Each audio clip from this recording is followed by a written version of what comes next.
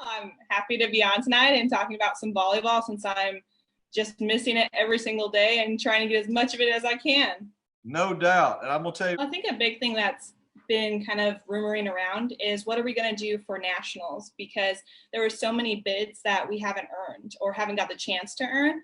And I think that's a big thing. I had 6 teams this year. So that's our 2022 athletes that this is prime time for them to be recruited. And now they've missed out on over half of their tournaments for the season. So we're trying to hang in there too. We're still expecting to try to do regionals in June, going to AAUs in Florida, and just hoping that we can still get that exposure and still be able to play, because those girls don't want to end their season like it ended for us in March.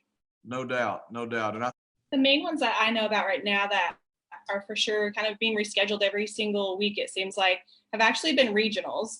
Regionals for our area never got to happen. So we keep moving those back.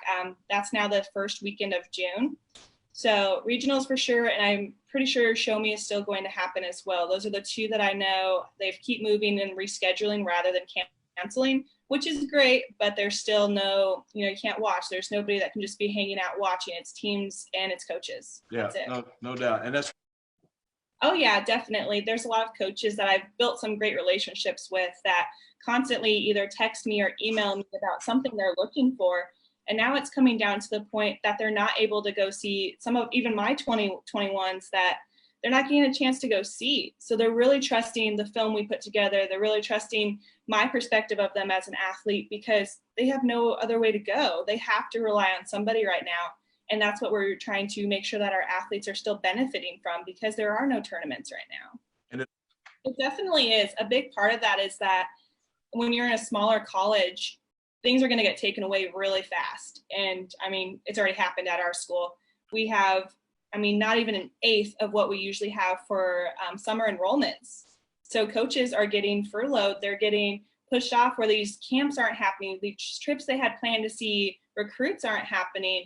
When things start kind of falling apart like they did, it's hard to build back up. And so they're going to take money away from the small things that aren't deemed necessary, even though to us as coaches, they're definitely necessary. We want to make those trips. We want to see those athletes.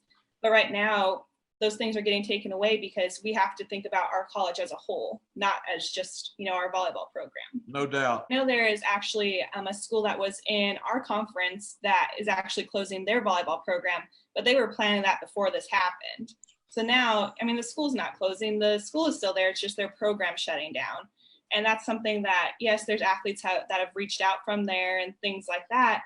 And I can tell you, I've seen sophomores from colleges be at showcases trying to get in front of coaches. But if you're just another face in the crowd, as a college coach, I don't know who you are. You're just another face. You're nothing more than that to me, unless I'm specifically looking for you. Man, And I think there's something I always tell my athletes when, I first start trying to work with them. I tell them, I need you to find the fit with my help that's going to fit you academically, athletically, economically, socially, financially. All those things come into play. It's not just about, well, I want to play at this school for this program. No, is that going to fit who you are as a person? Because I can tell you right now, I wasn't an athlete that could go into a school of over 10,000 kids and know that I could succeed there. I couldn't have. I went to a small school because that was my personality. And that's what I knew would fit me. So yes, it's a big part of it is finding all those fits. It's not D1 that I have to go there. It's not. Find your fit, go play your sport that you love, and put your heart into it so that you can actually develop as a person too. I think a big part of prospect evaluation is this is where I kind of weed out the kids I don't really want to look at. This is where I'm not so interested in them. Now I'm going to focus on some other athletes. That's where I'm looking at you as an athlete, a student, or, even social media. I start looking at some social media on you. I'm trying to find things to evaluate you as an athlete and as a person too, because I want a great athlete to come into my program, not just a good person. I want both of those things to come in together. So I need stats, I need video, everything needs to be accurate and precise so that I know what I'm looking at and it's actually accurate when I see you in person.